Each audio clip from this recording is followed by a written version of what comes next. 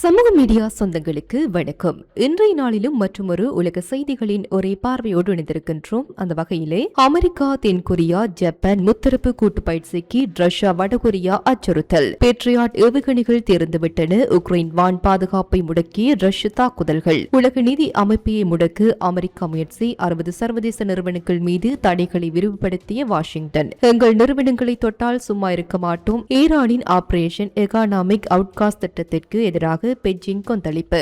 Singapore, Geneva, Dubai, France கிளை மீது அதிரடி தடை. ஈரான் ரஷ்ய கள்ளச்சந்தை எண்ணெயை கடத்தியதாக அமெரிக்க கருவூலத்துறை திடுக்கிடும் குற்றச்சாட்டு. ராணுவ நடவடிக்கை தோல்வியடைந்ததால் பொருளாதாரம் பக்கம் திரும்பிய வாஷிங்டன் அமெரிக்காவின் ஏவலாட்களாக மாற வேண்டாம் என அரபு நாடுகளை எச்சரித்தார் கவுதிகளின் அப்துல் வாஹித் அபுராஷ்.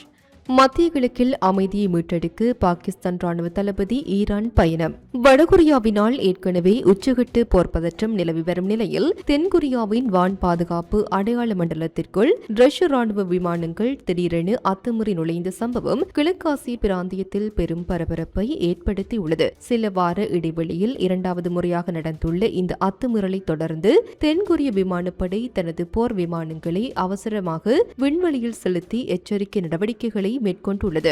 அமெரிக்காவின் B-52H அணு ஆயுதங்களை ஏந்தி செல்லும் அதிநவீன குண்டுவீச்சு விமானங்கள், தென்கொரியாவின் KF-16 மற்றும் ஜப்பானின் F-2 போர் விமானங்கள் பங்கேற்ற மாபெரும் கூட்டு பயிற்சி ஜேஜூ தீவு அருகே நடைபெற்றுக் கொண்டிருந்த போது இந்த சம்பவம் அரங்கேறியுள்ளது. ரஷ்யா உக்ரைன் போரின் விளைவாக மாஸ்கோ மீது தென்கொரியா விதித்துள்ள பொருளாதார தடைகள் மற்றும் மாஸ்கோ பியாங்சாங் இடையிலான ராணுவ கூட்டணி வலுப்பெற்றுள்ள சூழலில் அமெரிக்க கூட்டணியை அச்சுறுத்தவே மாஸ்கோ இந்த வான்வழி ஊடுருவலை நடத்தியுள்ளது. ரஷ்ய ராணுவ விமானங்கள் எல்லை தாண்டியவுடன் உடனடியாக சியோல் தனது அதிநவீன போர் விமானங்களை அனுப்பி ரஷ்ய விமானங்களை எச்சரித்து வழிமறித்து திருப்பி அனுப்பியது. உக்ரைனில் ரஷ்யா தனது ராணுவ தாக்குதல்களை உச்சக்கட்டத்திற்கு கொண்டு சென்றுள்ள நிலையில் ஆகஸ்ட் 25 இரவு ஒரே நாளில் 150 ஆளில்லா விமானங்கள், அதிநவீன இஸ்கந்தர் M பாலிஸ்டிக் ஏவுகணை மற்றும் KH-31B டடார் எதிர்ப்பு ஏவுகணை மூலம் உக்ரைனின் பல்வேறு பகுதிகளை தாக்கி அளித்துள்ளது. அதேவேளையில் கடலோர இலக்குகளையும் கடற்படைகளையும் அணு ஆயுதங்கள் மூலம் அளிக்கக்கூடிய பொசைடன் அணுசக்தி நீருக்கு அடியில் ட்ரோன்களை சுமந்து செல்லும் கபரோவ்ஸ்க் அணுசக்தி நீர்மூழ்கி கப்பல் கடல்சார் சோதனைகளை மாஸ்கோ அதிகாரப்பூர்வமாக தொடங்கியுள்ளது. உக்ரைனிய விமானப்படையின் கூற்றுப்படி 124 ட்ரோன்கள் அளிக்கப்பட்ட போதிலும் இஸ்கந்தர் M பாலிஸ்டிக் ஏவுகணைகள் உக்ரைனின் முக்கியமான உள்கட்டமைப்புகளை தாக்கியுள்ளன. ரஷ்யா தனது மூலோபாய நெருக்கடி அணு ஆயுத திட்டத்தை அதிவேகமாக முன்னெடுத்து வருகின்றது. அணுசக்தியால் இயங்கும் கவரோஸ்க் நீர்மூழ்கி கப்பல் கடல் சோதனைகளில் இறங்கியுள்ளது. இது கடலோர நகரங்கள் மற்றும் போர்க்கப்பல்களை அணு அலைகள் மூலம் தூளாக்கக்கூடிய சுயாட்சி கொண்டு பொசைடன் அணுசக்தி ட்ரோன்களை ஏந்தி செல்லும் வல்லமை படைத்தது. உக்ரைன் தலைநகர் கீவ் அமெரிக்க தயாரிப்பான பேட்ரியாட் இடைமறிப்பு ஏவுகணைகளின் கடுப்பற்றாக்குறையை எதிர்கொண்டுள்ளது. இதன் காரணமாக ரஷ்யாவின் அபிப்ஸ்கி எண்ணெய் சுத்திகரிப்பு நிலையத்தின் மீது ட்ரோன் தாக்குதல் நடத்தி ரஷ்ய எரிசக்தி மையங்களை பழிவாங்கும் நோக்கில் கீவ் தாக்கி வருகின்றது.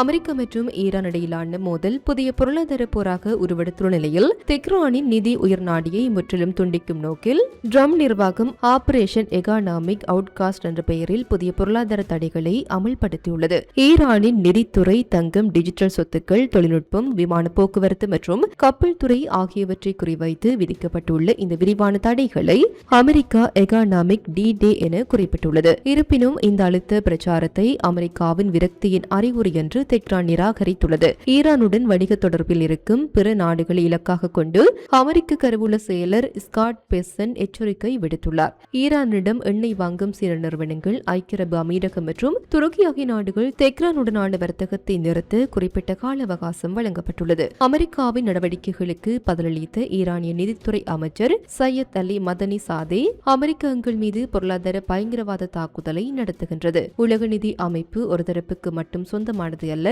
அமெரிக்காவிற்கு எதிராக நாங்களும் சொந்த நிதி தாக்குதலை தொடுப்போம் என காட்டுமாக கூறியுள்ளார். பல சகாப்தங்களாக அமெரிக்க தடைகளை எதிர்கொண்டு பழகிய ஈரான் மாற்று வர்த்தக பாதைகள், டிஜிட்டல் பரிவர்த்தனைகள் மற்றும் கள்ளச்சந்தை எண்ணெய் விநியோக வலையமைப்பு மூலமாக தனது பொருளாதாரத்தை தொடர்ந்து இயக்கி வருவதால் அமெரிக்காவின் அழுத்தம் பலனளிக்கவில்லை என ஆய்வாளர்கள் சுட்டிக்காட்டுகின்றனர்.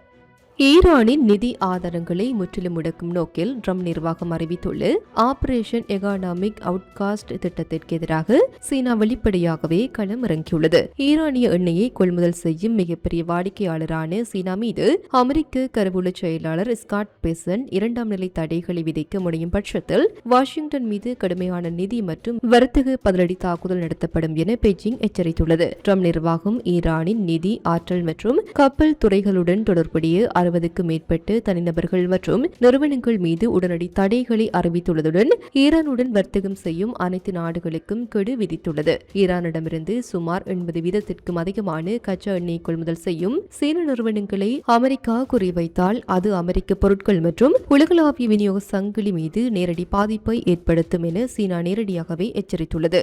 ஈரானை தனிமைப்படுத்த அமெரிக்கா முயலும் வேளையில் வல்லரசான சீனா ஈரானுக்கு ஆதரவாக திறந்த வழியில் நிற்பது அமெரிக்காவின் பொருளாதார தடைகள் முழுமையாக பலனளிக்குமா என்ற கேள்வியை உலகரங்கில் எழுப்பியுள்ளது. ஈரானிய நிதி வலையமைப்புகளை உலகளவில் முடக்கும் நோக்கில் அமெரிக்கா முன்னெடுத்து வரும் ஆபரேஷன் எகானாமிக் அவுட்காஸ்ட் திட்டத்தின் அடுத்த கட்டமாக சிங்கப்பூரை தளமாக கொண்டு இயங்கும் வெல் பிரெட் கேபிட்டல் என்று பிரபல சரக்கு வர்த்தக நிறுவனம் மீது ட்ரம்ப் நிர்வாகத்தின் கருவூலத்துறை திங்களன்று அதிரடி பொருளாதார தடைகளை விதித்துள்ளது. பிப்ரவரி 2026 அமெரிக்க இஸ்ரேலிய தாக்குதலில் கொல்லப்பட்ட ஈரானின் மூத்த கடற்படை அதிகாரி அலி ஷம்கானியின் மகன் முகமது கொஷென் ஷம்கானி என்பவருக்கு கட்டுப்பட்டு இந்த நிறுவனம் இயங்கியதாகவும் ஈரான் மற்றும் ரஷ்ய கச்சா எண்ணெயை சர்வதேச சந்தைகளில் ரகசியமாக கடத்த உதவியதாகவும் ராய்டர்ஸ் செய்திகள் உறுதிப்படுத்தியுள்ளன. 2026 பிப்ரவரி 28 அன்று கொல்லப்பட்ட முன்னாள் ஈரானிய கடற்படை தளபதி அலி ஷம்கானியின் மகன் முகமது கொசென் ஷம்கானியின் நிழல் வர்த்தக கட்டமைப்பில் மையப்புள்ளியாக சிங்கப்பூரின் வெல் பிரெட் கேபிட்டல் செயல்பட்டுள்ளது என அமெரிக்க வெளிநாட்டு சொத்து கட்டுப்பாட்டு அலுவலகம் கண்டறிந்துள்ளது. சிங்கப்பூர் தலைமையகம் மட்டுமன்றி துபாய், ஜெனீவாவில் உள்ள வெல் பிரெட் நிறுவனத்தின் கிளைகள் மற்றும் பிரான்சில் உள்ள அதன் உயிரி எரிபொருள் சுத்திகரிப்பு ஆலைக்கும் இந்த தடைகள் உடனடியாக பொருந்தும் என அமெரிக்கா அறிவித்துள்ளது. ஈரான் மற்றும் ரஷ்யாவின் எண்ணெயை கொண்டு செல்லும் எண்ணெய் கப்பல்கள் மற்றும் சரக்கு கப்பல்களின் தொகுப்பை மேற்பார்வையிட்டு தடைகளை மீறி தெஹ்ரானுக்கு பண பரிவர்த்தனை செய்ய இந்த நிறுவனம் உதவியதாக குற்றம் சாட்டப்பட்டுள்ளது.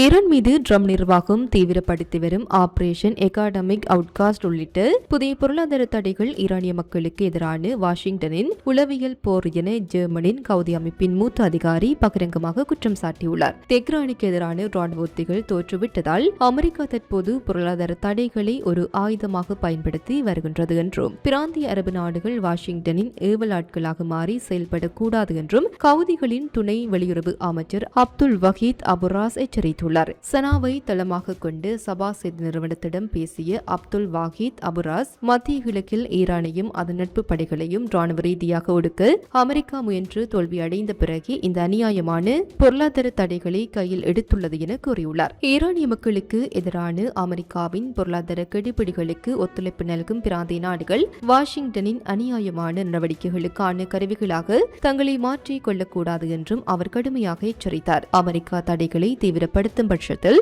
செங்கடல் மற்றும் பாஃபெல் மண்டிப் நீரிணை பகுதிகளில் அமெரிக்க வர்த்தக மற்றும் போர்க்கப்பல்கள் மீதான கவுதிகளின் ஏவுகணை தாக்குதல்கள் மேலும் அதிகரிக்கக்கூடும் என அஞ்சப்படுகிறது.